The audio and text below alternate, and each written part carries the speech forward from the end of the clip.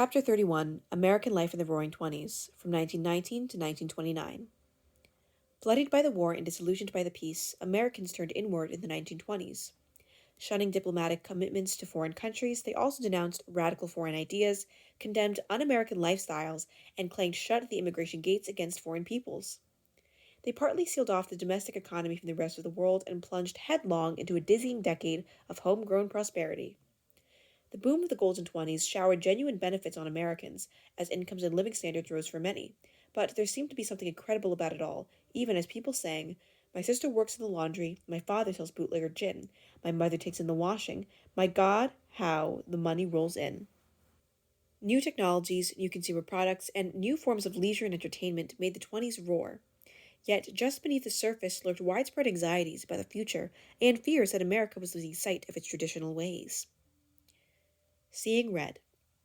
Hysterical fears of Red Russia continued to color American thinking for several years after the Communists came to power in the Bolshevik Revolution of 1917, which spawned a tiny communist party in America. Tensions were heightened by an epidemic of strikes that convulsed the Republic at war's end, many of them the result of high prices and frustrated union organizing drives. Upstanding Americans jumped to the conclusion that labor troubles were fomented by bomb and whisker Bolsheviks. A general strike in Seattle in 1919, though modest in its demands and orderly in its methods, prompted a call for the mayor for federal troops to head off the anarchy of Russia.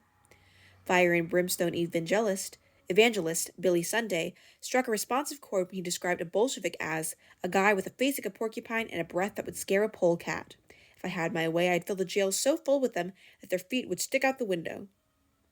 The Big Red Scare of 1919 to 1920 resulted in a nationwide crusade against left-wingers whose Americanism was suspect. Attorney General A. Mitchell Palmer, who saw red too easily, earned the title of Fighting Quaker by his excess of zeal in rounding up suspects. They ultimately totaled about 6,000. This drive to root out radicals was redoubled in June 1919, when a bomb shattered both the nerves and the Washington home of Palmer. The Fighting Quaker was thereupon dubbed the Quaking Fighter. And on this page, there's a quote from an author soldier, Arthur Guy MP, applauded the deportation delirium when he wrote, "I believe that we should place them all, the Reds, on a ship of stone with the sails of lead that and their what the hell? Okay. The quote is, "I believe that we should place them, the Reds, all on a ship of stone with sails of lead, and that their first stopping place should be hell." Okay. Other events highlighted the Red Scare. Late in December 1919, a ship of 249 alleged alien radicals was deported in the Buford, the Soviet Ark, to the workers' paradise of Russia. One zealot cried, "My motto for the Reds is SOS, ship or shoot."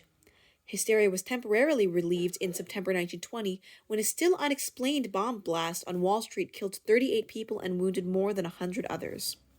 Various states joined the pack in an outcry against radicals.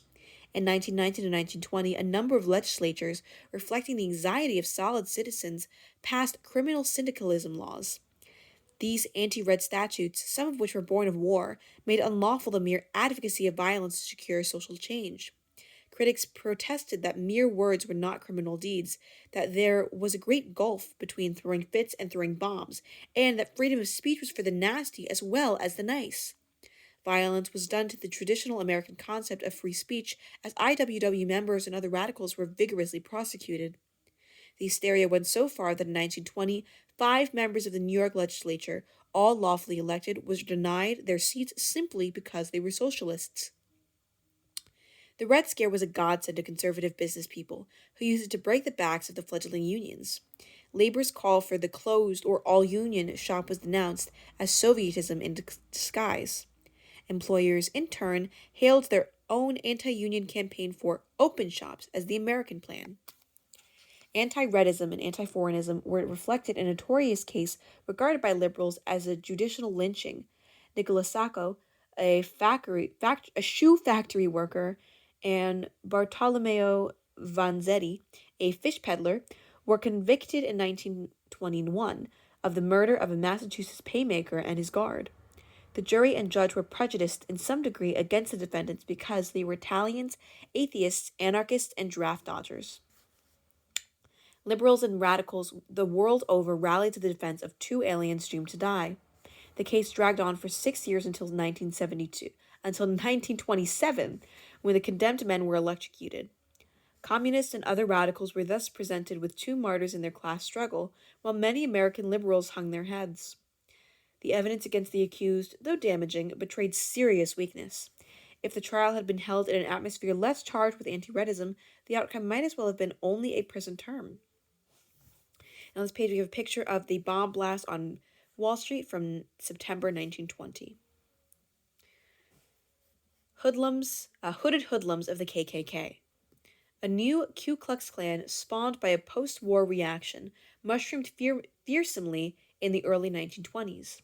Despite the familiar sheets and hoods, it more closely resembled the anti-foreign nativist movement of the 1850s than the anti-black night raiders of the 1860s. It was anti-foreign, anti-Catholic, anti-black, anti-Jewish, anti-pacifist, anti-communist, anti-internationalist, anti-evolutionist, anti-bootlegger, anti-gambling, anti-adultery, and anti-birth control. It was also pro-Anglo-Saxon, pro-quote Native American, and pro-Protestant. In short, the besheeted Klan betoken an extremist, ultra-conservative uprising. In short, the besheeted Klan betokened an extremist, ultra-conservative uprising against many of the forces of diversity and modernity that were transforming American culture. As reconstituted, the Klan spread with astonishing rapidity, especially in the Midwest and the Bible Belt South, where Protestant fundamentalism thrived. At its peak in the mid-1920s, it claimed about 5 million dues-paying members and wielded potent political influence. It capitalized on the typically American love of on-the-edge adventure and in-group camaraderie. It capitalized on the typical American love of on-the-edge adventure and in-group camaraderie, to say nothing of the adolescent ardor for the secret ritual. The Knights of the Invisible Empire included among their officials imperial wizards, grand goblins, king Kleagles, and other horrendous creatures with a K. The most impressive displays were conclaves with a K and huge flag-waving parades. The chief warning was the blazing cross. The principal weapon was the bloodied lash, supplemented by tar and feathers. Rallying songs were The Fiery Cross on High, 100% American, and the Ku Klux Klan and the Pope, against kissing the Pope's toe. One brutal slogan was Kill the Kikes, Coons, and Catholics. Oh, I don't know if I can say that. This reign of hooded horror, so repulsive to the best American ideals, collapsed rather suddenly in the late 1920s. Decent people at last recoiled from the orgy of ribbons of flesh and terrorism, which, while scandalous embezzling by Klan's officials, launched a congressional investigation. The bubble was punctured when the movement was exposed as a vicious racket based on a $10 initiation fee, $4 of which were kicked back to local organizers as an incentive to recruit.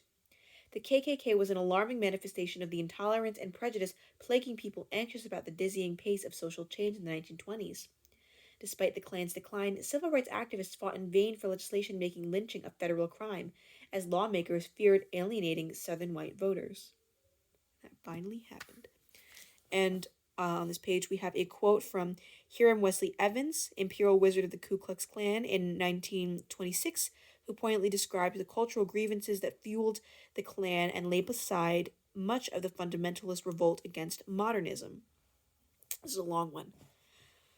Nordic Americans for the last generation have found themselves increasingly uncomfortable and finally deeply distressed. One by one, all our traditional moral standards went by the boards, or were so disregarded that they ceased to be binding. The sacredness of our Sabbath, of our homes of chastity, and finally even our right to teach our own children in our way, our own schools, fundamental facts and truths were torn away from us. Those who mandated the old standards did so only in the face of constant ridicule. We found our great cities in the control of much of our industry and commerce taken over by strangers. We are a movement of plain people, very weak in a matter of culture, intellectual support, and trained leadership. This is undoubtedly a weakness. It lays us open to the charge of being hicks and rubes and drivers of second-hand Fords. End of that quote. And we also have a picture of Klanswomen on parade from 1928. Found in the Reconstruction era, the Ku Klux Klan enjoyed a remarkable resurgence in the 1920s. Here, woman members, unmasked and unapologetic, marched down Pennsylvania Avenue under the shadow of the Capitol dome. Woof. Stemming a foreign flood. Isolationist America of the 1920s, ingrown and provincial, had little use for the immigrants who began to flood into the country again as peace settled soothingly on the war-torn world. Some 800,000 stepped ashore in 1920 to 1921, about two-thirds of them from southern and eastern Europe. The 100% American, recoiling at the sight of this resumed new immigration, once again cried that the famed poem at the base of the Statue of Liberty was all too literally true.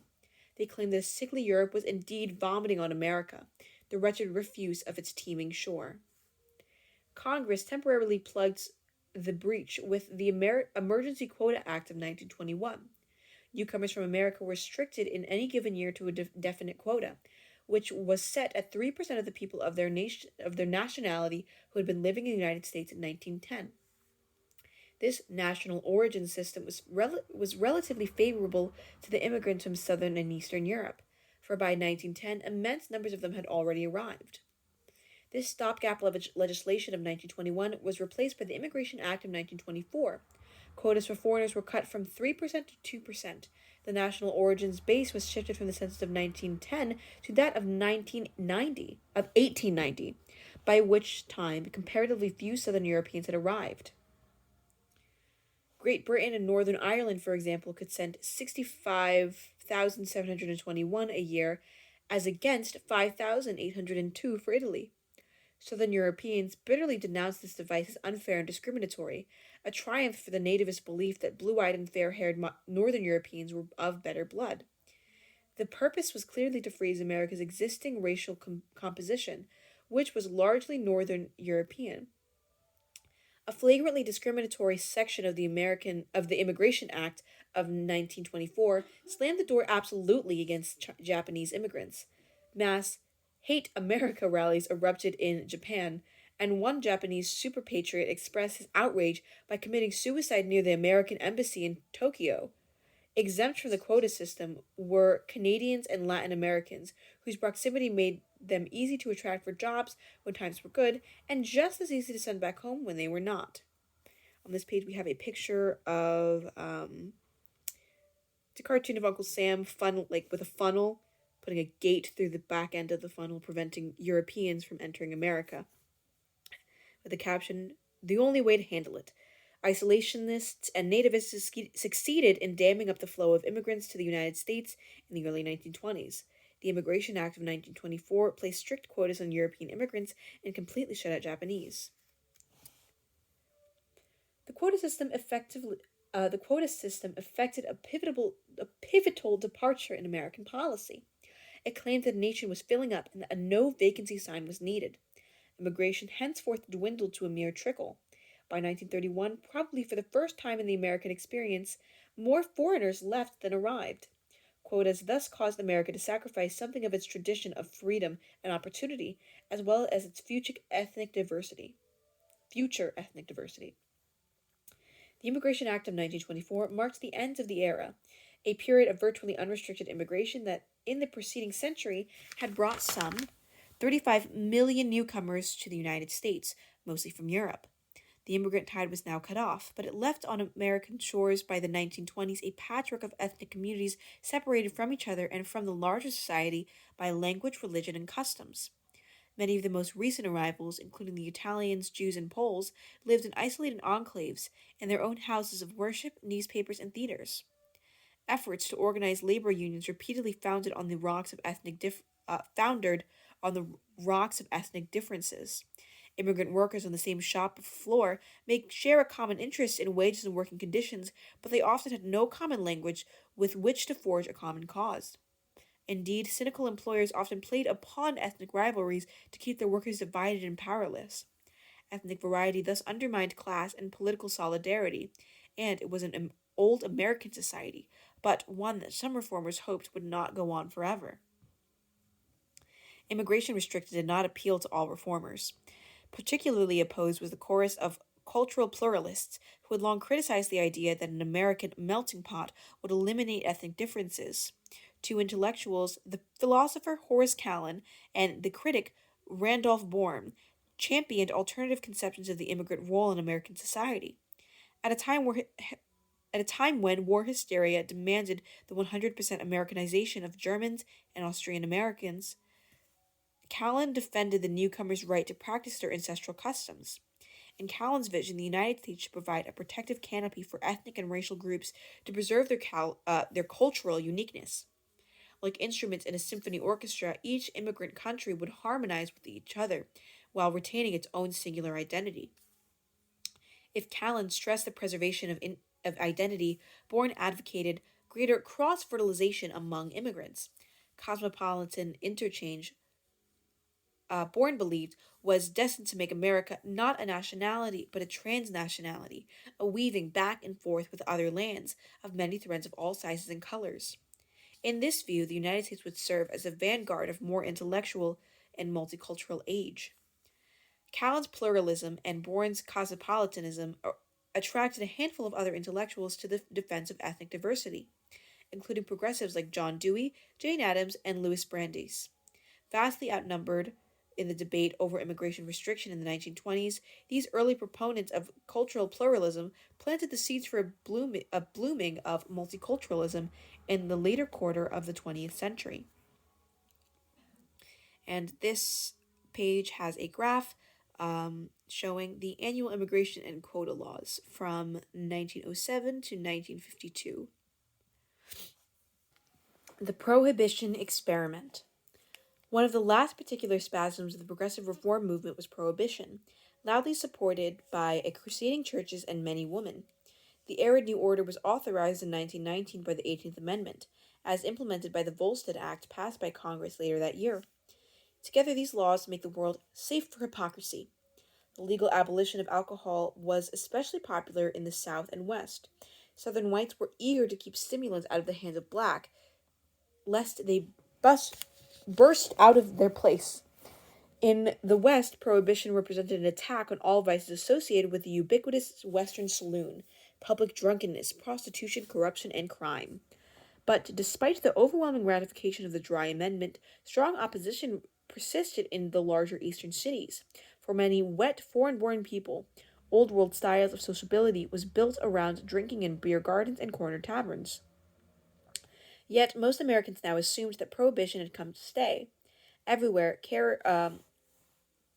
carousers indulged in the last wild flings, as the nation prepared to enter upon a permanent alcoholiday. But prohibitionists were native in the extreme. But prohibitionists were naive in the extreme. They overlooked the tenacious American tradition of strong drink of weak control by the central government, especially over private lives. They forgot that the federal authorities had never satisfactorily enforced the law where the majority of people or a strong minority were hostile to it. They ignored the fact that one cannot make a crime overnight out of something that millions of people have never regarded as a crime. Lawmakers could not legislate away a thirst. Peculiar conditions hampered over the enforcement of prohibition. Profound disillusionment over the aftermath of the war raised serious questions as to the wisdom of further self-denial. Slacking thirst became a cherished personal liberty, and many ardent wets believed that the only way to bring about repeal was to violate the law on large enough scales. Hypocritical, hip-flask legislators spoke or voted dry while privately drinking wet. Let us strike a blow for liberty was an ironic toast. Frustrated soldiers, returning from France, complained that prohibition had been put over on them while they were over there. Grimy workers bemoaned over the loss of their cheap beer, while pointing out that the idle rich could buy all the illicit alcohol they wanted. Flaming youths of the jazz age thought it was smart to swill bootleg liquor, liquid tonsillectomies. Millions of older citizens likewise found forbidden fruit fascinating as they engaged in bar hunts. On this page, we have a picture of I guess, bootleggers with a caption "No More Moonshine," with federal, oh no, it's federal agents gloating over a captured still in Dayton, Ohio in 1930. They confiscated all that illegal alcohol. And we also have a quote from automaker Henry Ford, an ardent prohibitionist, posted this notice in his Detroit factory in 1922. From now on, it will cost a man his job to have the odor of beer, wine, or liquor on his breath, to have any of these intoxicants on his person or in his home. The 18th Amendment is part of the fundamental laws of this country. It was meant to be enforced. Politics has interfered with the enforcement of this law, but so far as our organization is concerned, it is going to be enforced to the letter.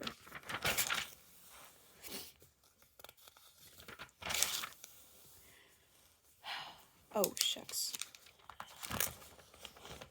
Prohibition might have started off on a better foot if there had been a larger army of enforcement officials, but the state and federal agencies were understaffed, and their snoopers, susceptible to bribery, were underpaid. The public was increasingly distressed as scores of people, including innocent bystanders, were killed by quick-triggered dry agents. Prohibition simply did not prohibit. The time-old men-only corner saloons were replaced by thousands of speakeasies, each with its grilled windows through which the thirsty spoke softly before the barred window was opened. Hard liquor, especially the cocktail, was drunk in staggering volumes by men and women, largely because of the difficulties of transporting and concealing bottles. Beverages of high alcoholic content were popular. Foreign rum runners, often from the West Indies, had their inning, and countless cases of liquor leaked down from Canada. The zeal of American prohibition agents on occasion strained diplomatic relations with Uncle Sam's northern neighbor. Home brew and bathtub gin became popular as law-evading adults engaged in alky cooking with toy stills. The worst of the homemade rot gut produced blindness, even death. The affable bootlegger worked in silent partnership with a friendly undertaker. Yet the noble experiment was not entirely a failure. Bank savings increased and absenteeism in industry decreased, presumably because of the newly sober ways of formerly soused barflies. On the way, on the whole, pro on the whole, probably less alcohol was consumed in the days before Prohibition, though strong drink continued to be a- aviable. Sure. As the legendary Tipper remarked, Prohibition was a darn sight better than no liquor at all. The Golden Age of Gangsterism. Prohibition spawned shocking crimes. The lush profits of illegal alcohol led to the bribery of police, many of whom were induced to see and smell no evil. Violent wars broke out in big cities between rival gangs, often rooted in immigrant neighborhoods, who sought to corner the rich market in booze.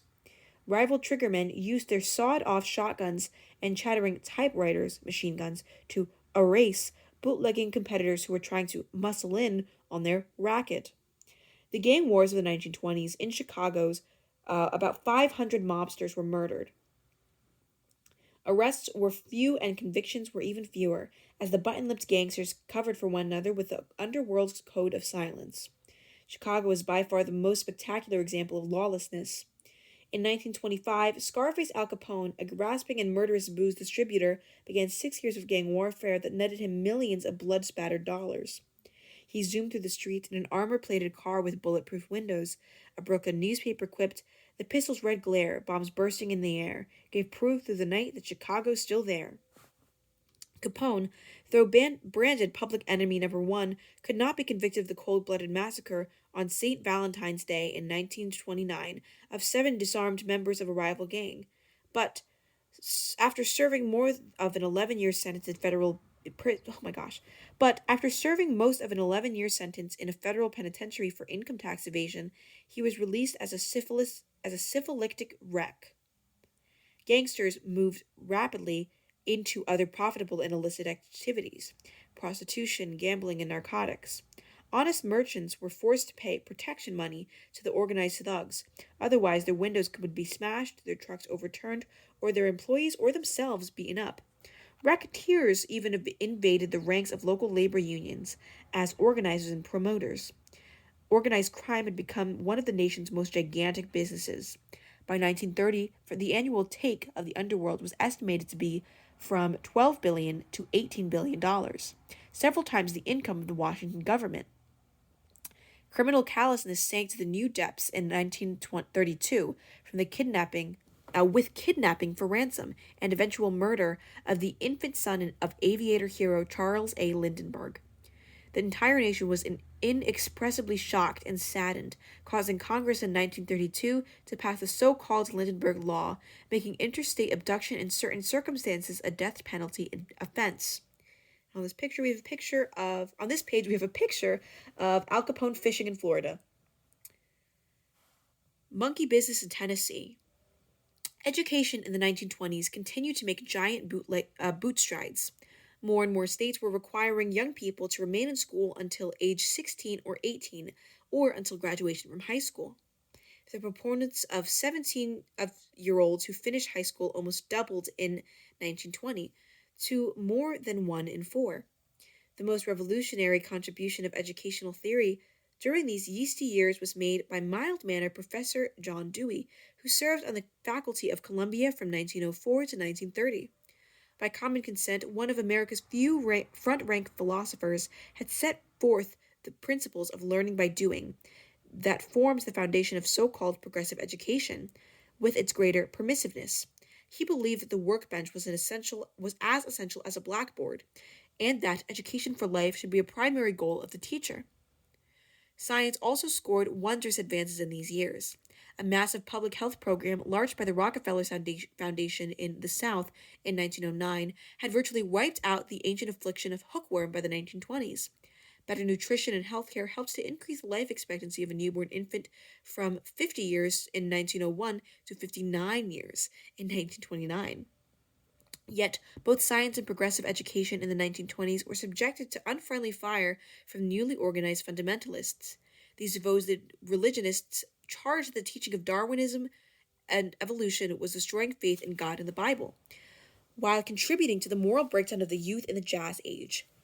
Numerous attempts were made to secure laws prohibiting the teaching of evolution, the bestial hypotheses in public schools, and 3 southern states adopted such shackling measures. The trio of states included Tennessee, in the heart of the so-called Bible Belt South, where the spirit of evangelical religion was still robust. This page we have a picture of opponents of Darwin's theories set up shop at the opening of the famed monkey trial in Dayton, Tennessee. And it's the 2 pamphlets that, I think it was in the fun little, documentary that we watched. We also have a quote from the bombastic fundamentalist engineer W.A. Billy Sunday, We also have a quote from the bombastic fundamentalist evangelist W.A. Billy Sunday, who declared in 1925, "If a minister believes and teaches evolution, he is a stinking skunk, a hypocrite, and a liar." This guy really loves his animals. The stage was set for the memorable monkey trial at the hamlet of Dayton in eastern Tennessee in 1925. A likable high school biology teacher, John T. Scopes, was indicted for teaching evolution. Batteries of newspaper reporters armed with notebooks and cameras descended upon the quiet town to witness the spectacle. Scopes was defended by nationally known attorneys, while former presidential candidate William Jennings Bryan, an ardent Presbyterian fundamentalist, joined the prosecution. Taking the stand as an expert on the Bible, Bryan was made to appear foolish by famed criminal lawyer Clarence Darrow. 5 days after the trial was over, Bryan died of a stroke, no doubt brought on by the wilting heat and witness stand. This historical clash between theology and biology proved inconclusive. Scopes, the forgotten man of the drama, was found guilty and fined $100. But the Supreme Court of Tennessee, while upholding the law, set aside the fine on a technicality. The fundamentalists at best won only a hollow victory, for the absurdities of the trial cast ridicule on their cause. Yet even though an increasing number of Christians were coming to reconcile the revelations of religion with the findings of modern science, fundamentalism, with its emphasis on a literal reading of the Bible, remained a vibrant force in American spiritual life. It was especially strong in the Baptist Church and in the rapidly growing Churches of Christ organized in 1906. Math consumption economy. Prosperity, real and sustained and widely shared, put much of the war into the 20s. The economy kicked off its war harness in 1919, faltered a few steps in the recession of 1920 to 21, and then sprinted forward for nearly 7 years. Both the recent war and Treasury Secretary Andrew Mellon's tax policies favored the rapid expansion of capitalist investment. Ingenious machines powered by relatively cheap energy from the newly tapped oil fields dramatically increased the productivity of the laborer.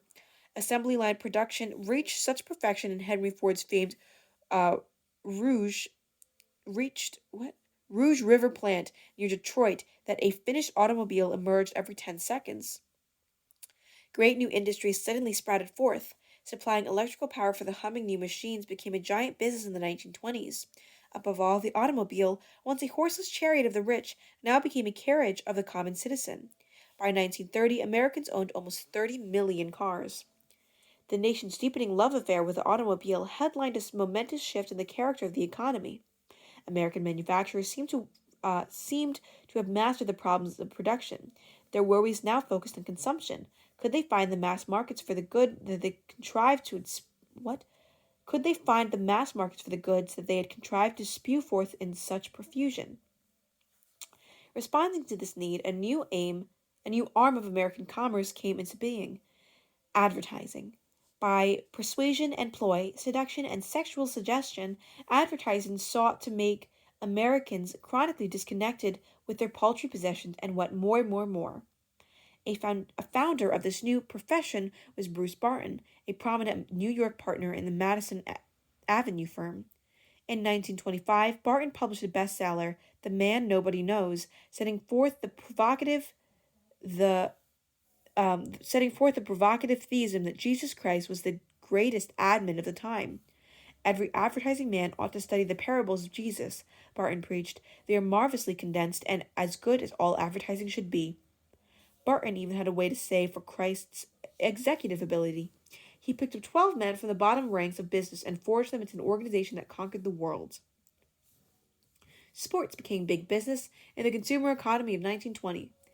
Ballyhoed by the image makers, home runners like George H. Babe Ruth were far better known than most statesmen. The fans bought tickets in numbers that Babe's hometown park, Yankee Stadium, became known as the house that Ruth built. In 1921, the sluggish heavyweight champion Jack Dempsey knocked out the dapper French light heavyweight uh, George George Carpentier. The Jersey City crowd in attendance had paid more than $1 million, the first in a series of $1 million gates in the golden 1920s. Buying on credit was another innovation feature of the post-war economy. Possess today and buy tomorrow was the message directed at buyers. Once frugal descendants of Puritans went even deeper into debt to own all kinds of newfangled marvels, refrigerators, vacuum cleaners, and especially cars and radios. Now, prosperity accumulated an overhanging of clouds of debt, and the economy became increasingly vulnerable to disruptions of the credit structure. Aside the fine on a technicality, the fundamentalists at best won only a hollow victory, for the absurdities of the trial cast ridicule on their cause. Yet, even though an increasing number of Christians were coming to reconcile the revelations of religion with the findings of modern science, fundamentalism, with its emphasis on a literal reading of the Bible, remained a vibrant force in American spiritual life. It was especially strong in the Baptist Church and in the rapidly growing Churches of Christ organized in 1906. Mass consumption economy. Prosperity, real and sustained and widely shared, put much of the war into the 20s. The economy kicked off its war harness in 1919, faltered a few steps in the recession of 1920 to 21, and then sprinted forward for nearly 7 years. Both the recent war and Treasury Secretary Andrew Mellon's tax policies favored the rapid expansion of capitalist investment. Ingenious machines powered by relatively cheap energy from the newly tapped oil fields dramatically increased the productivity of the laborer. Assembly line production reached such perfection in Henry Ford's famed uh, Rouge reached what Rouge River plant near Detroit that a finished automobile emerged every 10 seconds. Great new industries suddenly sprouted forth. Supplying electrical power for the humming new machines became a giant business in the 1920s. Above all, the automobile, once a horseless chariot of the rich, now became a carriage of the common citizen. By 1930, Americans owned almost 30 million cars. The nation's deepening love affair with the automobile headlined a momentous shift in the character of the economy. American manufacturers seemed to have mastered the problems of production. Their worries now focused on consumption. Could they find the mass markets for the good that they contrived to what? Could they find the mass markets for the goods that they had contrived to spew forth in such profusion? Responding to this need, a new arm of American commerce came into being: advertising. By persuasion and ploy, seduction, and sexual suggestion, advertising sought to make Americans chronically disconnected with their paltry possessions and want more, more, more. A founder of this new profession was Bruce Barton, a prominent New York partner in the Madison Avenue firm. In 1925, Barton published a bestseller, The Man Nobody Knows, the setting forth the provocative theism that Jesus Christ was the greatest admin of the time. Every advertising man ought to study the parables of Jesus, Barton preached. They are marvelously condensed and as good as all advertising should be. Barton even had a way to say for Christ's executive ability. He picked up 12 men from the bottom ranks of business and forged them into an organization that conquered the world. Sports became big business in the consumer economy of 1920. Ballyhoed by the image makers, home runners like George H. Babe Ruth were far better known than most statesmen. The fans bought tickets in numbers that Babe's hometown park, Yankee Stadium, became known as the house that Ruth built. In 1921, the sluggish heavyweight champion Jack Dempsey knocked out the dapper French light heavyweight Georges Carpentier. The Jersey City crowd in attendance had paid more than $1 million, the first in a series of $1 million gates in the golden 1920s. Buying on credit was another innovation feature of the post-war economy. Possess today and buy tomorrow was the message directed at buyers. Once frugal descendants of Puritans went even deeper into debt to own all kinds of newfangled marvels, refrigerators, vacuum cleaners, and especially cars and radios. Now, prosperity accumulated an overhanging of clouds of debt, and the economy became increasingly vulnerable to disruptions of the credit structure. Putting America on rubber tires. The new Industrial Revolution slipped into high gear in America in the 1920s. Thrusting out steel tentacles, it changed the daily life of the people in unprecedented ways. Machinery was the new messiah, and the automobile was its principal prophet. Of all the inventions of the era, the automobile cut the deepest track. It heralded an amazing new industrial system based on assembly line methods and mass production techniques. Americans adapted rather than invented the gasoline engine. Europeans can claim the original honor. By the 1890s, a few daring American inventors and promoters, including Henry Ford and Ransom E. Olds, as in the Oldsmobile, were developing the infant automotive industry. By 1910, 69 car companies rolled out an annual production of 181,000 units. The early contraptions were neither speedy nor reliable. Many a stalled motorist, profanely cranking a bulky automobile, had to endure the jeer, "Get a horse," from the occupants of a passing double Dobbin-drawn carriage. An enormous industry sprang into being, as Detroit became the motor car capital of America. The mechanized colossus owed much to the stopwatch efficiency of Frederick W. Taylor, a prominent inventor, engineer, and tennis player, who sought to eliminate wasted motion. His epitaph reads, "Father of Scientific Management." Best known of the new crop of industrial wizards was Henry Ford, who, more than any other individual, put America on rubber tires. His high and hideous Model T, Tin Lizzie, was cheap, rugged, and reasonably reliable, though rough and clattering. The parts of Ford's flivver were highly standardized, but the behavior of this rattling good car was so eccentric that it became the butt of numberless jokes.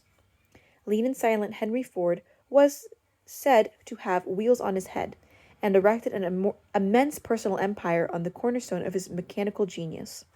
Though his associates provided much of the organizational talent, ill-educated, this multimillionaire mechanic was socially and culturally narrow. "History is bunk," he once testified. But he dedicated himself with one-track devotion to the gospel of standardization. After 2 early failures, he grasped and applied fully to the technique of the moving assembly line, Fordism. He is supposed to have remarked that the purchaser could have his automobile in any color they desired, just as long as it was black. So economical were his methods that by the mid-1920s he was selling the Ford Roadster for $260, well within the purse of a thrifty worker. Before long, Fordism caught fire outside the United States. German engineers were particularly enamored, though their workers resented those American methods. The flood of Fords was phenomenal. In 1914, the automobile wizard turned out his 500,000th Model T, sorry. By 1930, his total had risen to 20 million, or, on a bumper-to-bumper bias, more than enough to encircle the globe. A national newspaper and magazine poll conducted in 1923 revealed Ford to be the people's choice for the presidential nomination in 1924. By 1929, when the great bull market collapsed, 26 million motor vehicles were registered in the United States.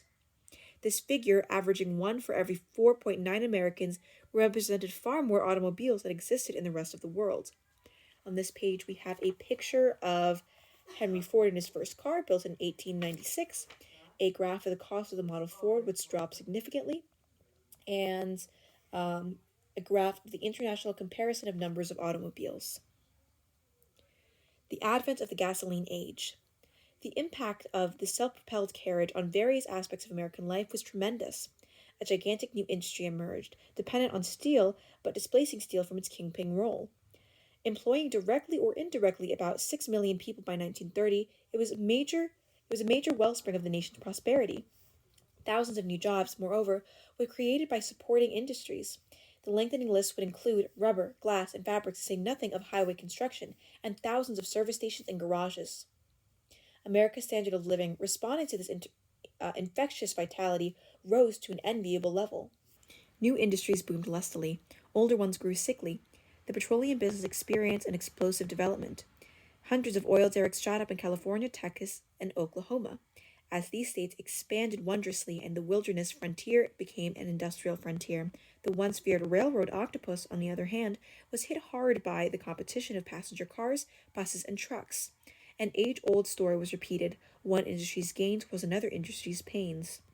Other effects were widely felt. Speedy marketing of perishable foodstuffs, such as fresh fruit, was accelerated.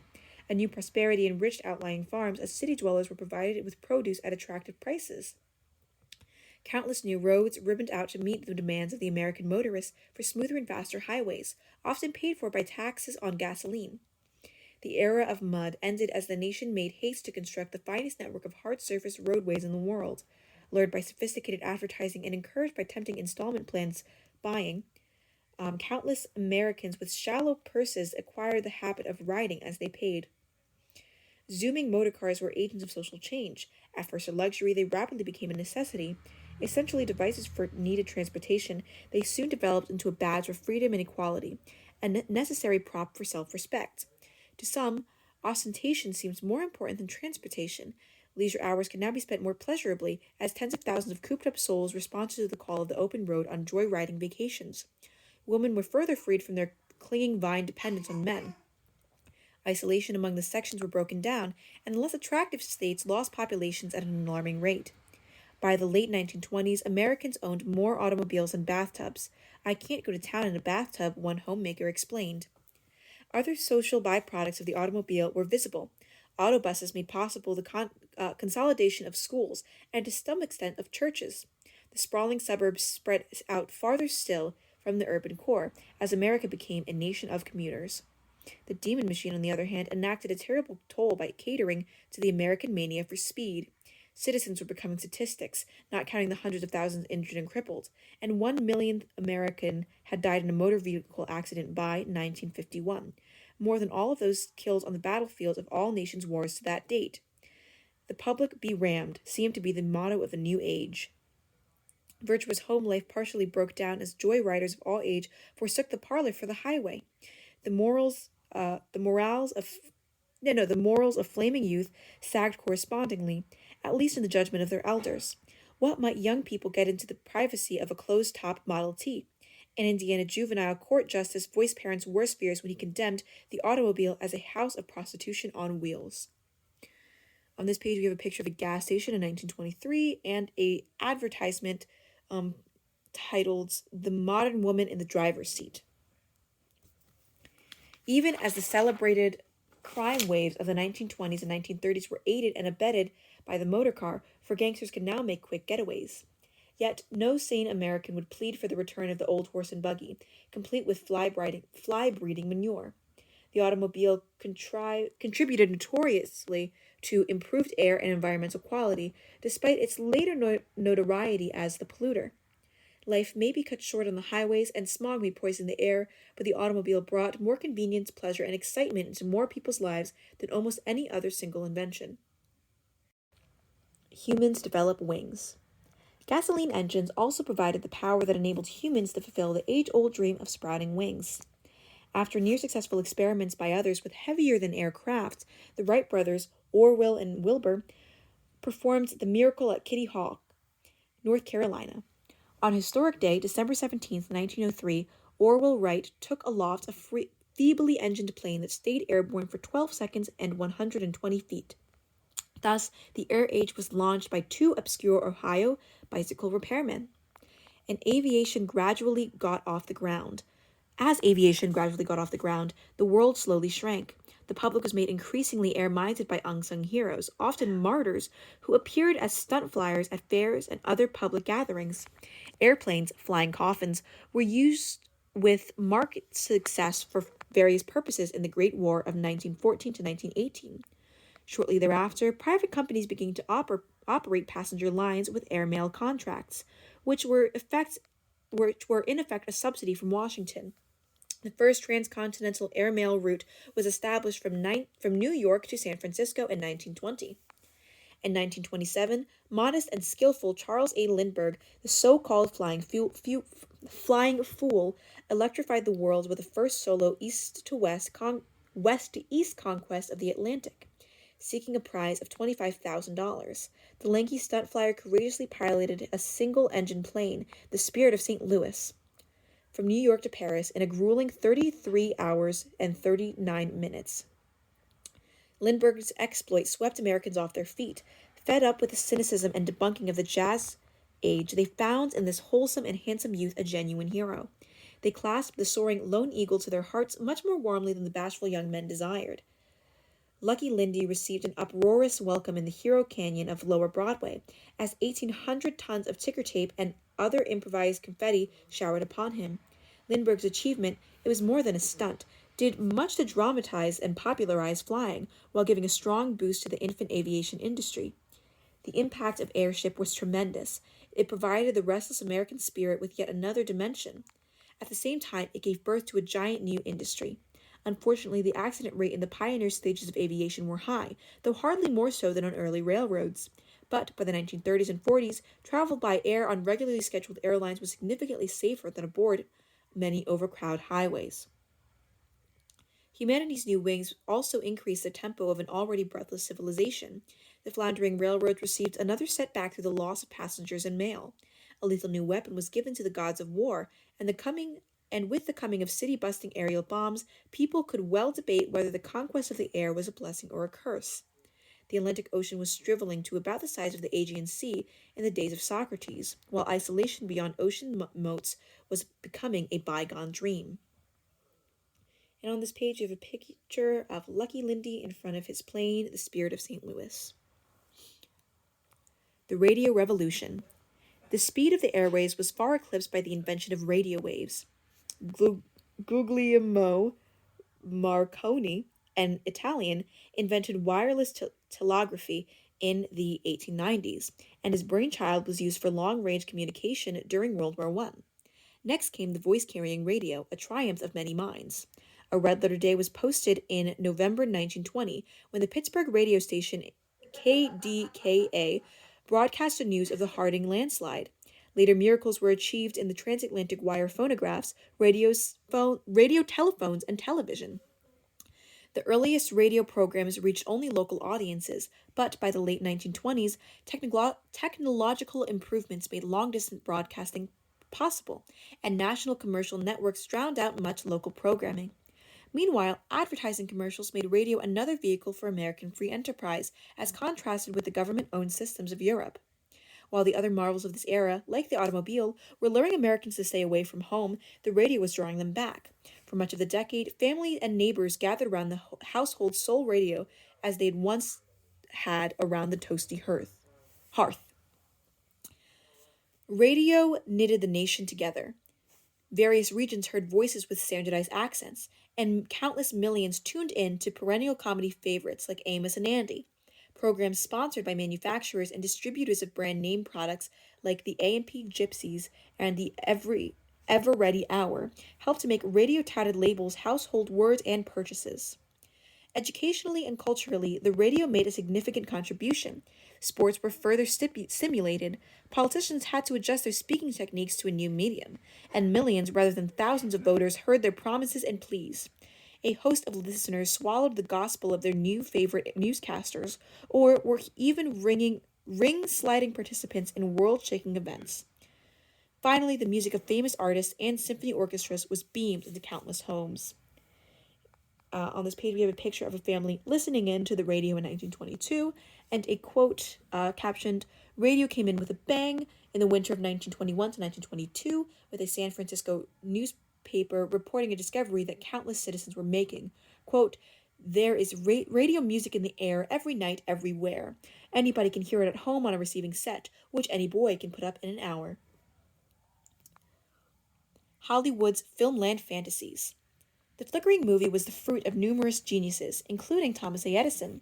As early as the 1890s, this novel contraption, though still in crude form, had attained some popularity in the naughty peep show penny arcades. The real birth of the movie came in 1903, when the first story sequence released the screen. This breathless melodrama, The Great Train Robbery, was featured in 5-cent theaters, popularly called Nickelodeons. Spectacular among the first full-length classics was W.D. Griffith's Birth of a Nation, 1915, which glorified the Ku Klux Klan of Reconstruction days and defamed both blacks and northern carpetbaggers. White Southerners reputedly fired guns at screens during the attempted, quote, rape scene.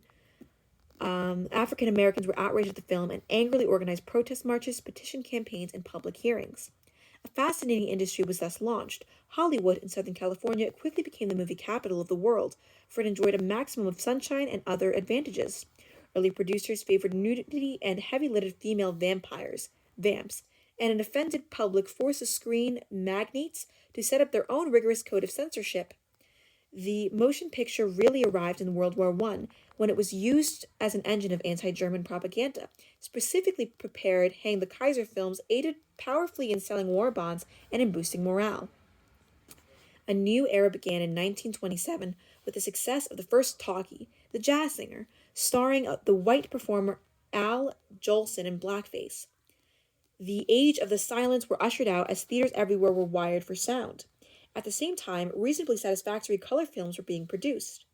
Movies eclipsed all other forms of amusement in the phenomenal growth of their popularity.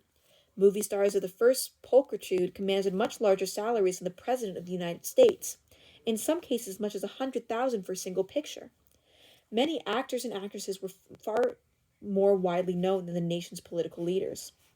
Critics bemoaned at the vulgarization of popular tastes wrought by the new technologies of radio and motion pictures, but the effect of the new mass media were not all negative. The insularity of ethnic communities eroded as the immigrants' children, especially, forsook the neighborhood vaudeville theater for the downtown movie palace or turned away from the grandma's Yiddish storytelling to tune in to Amos and Andy.